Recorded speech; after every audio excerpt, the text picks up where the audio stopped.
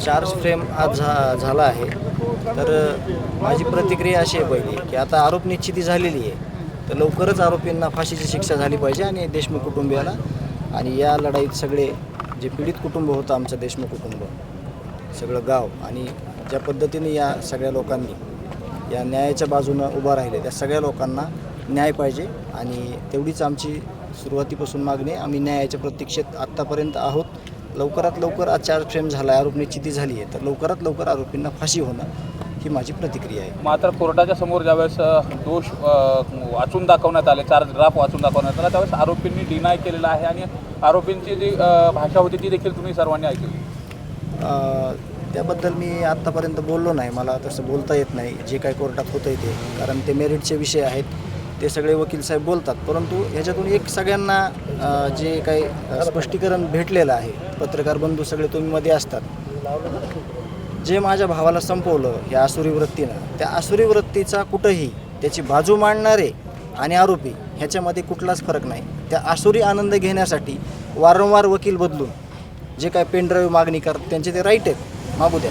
परंतु तो जरी विचार केला निसता, ज्याच्या मनामध्ये हृदय आहे माणसाच्या, त्या माणसाला त्याचा विचार जरी केला तरी ते असं थक्क होतं जे मन. त्या मनाला प्रत्येक वेळेस आमच्या एवढ्या वेदना झाल्या, कारण का प्रत्येक वेळेस नवीन वकील नवीन पेनड्राईव्ह ते त्यांचे राईट आहे, त्याबद्दल मला बोलण्याचा अधिकार नाही. परंतु ज्या आसुरी वृत्तीनं माझ्या भावाला संपवलं तेच रिपीट बघण्याचं जे आमचा अट्टास होता, त्याहून ही गोष्ट समजते की आरोपी आणि समर्थन त्यांचं करणारे ह्यांच्यामध्ये कुठलाही फरक नाही. मात्र हे आज उज्ज्वल निकम साहेब देखील उपस्थित होते आणि कोर्टाने देखील आज चार्ज फ्रेम केलेला आहे. पण आरोपींनी अनेक टॅक्ट वापरल्या गेल्या, अनेक वेळा वकील बदलणं असेल, डिले करणं असेल, परत पुराव्याच्या अनुषंगाने सुनावणी पुढच्या वेळेस हे करा, रिक्वेस्ट करा, विनंती करा.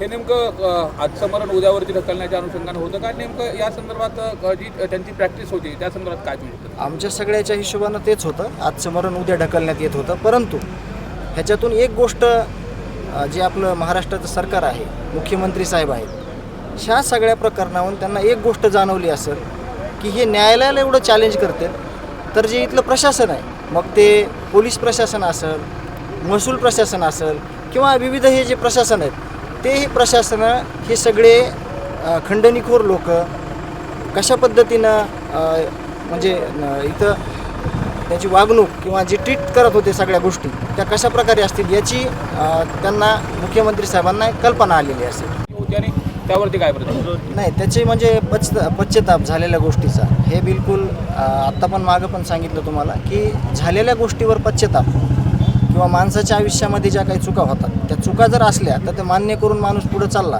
तर त्या माणसाला कुठंतरी स्वीकारलं जातं. परंतु ह्याच्यामध्ये आरोपी आणि आरोपीची बाजू मांडणारे या लोकांना कुठंही या गोष्टीचा पश्चाताप नाही, कुठंही या गोष्टीला हे इतके अमानवीय आहेत की ह्यांच्या शरीरामध्ये हृदय नावाचा विषय, मला आज तरी वाटतं सगळी परिस्थिती बघून की नाही, यांना फक्त आता काही गोष्टी बोलता येत नाहीत, त्या गोष्टी झाल्या की बाकीचं लोकांच्या जीवाचं, निष्पाप लोकांचं कुठलंही देणं घेणं नव्हतं, हे परत एकदा सिद्ध झालं.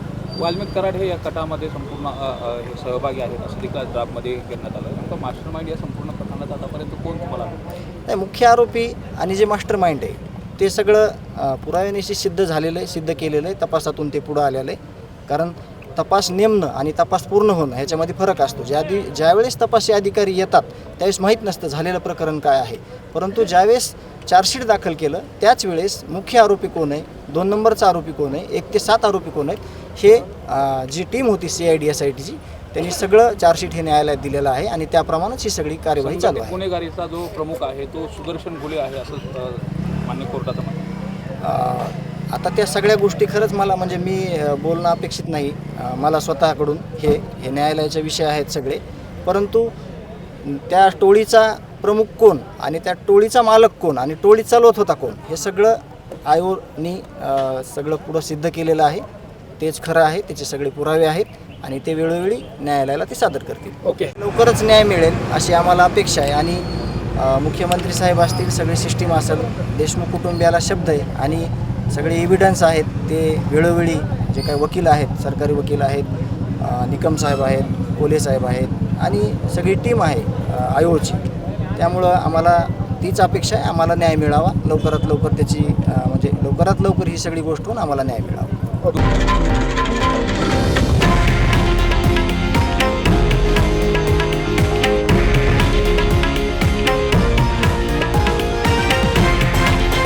हे आहे देशातील नंबर 1 न्यूज नेटवर्क आणि आपण पाहत आहात TV9 मराठी, एकमेव.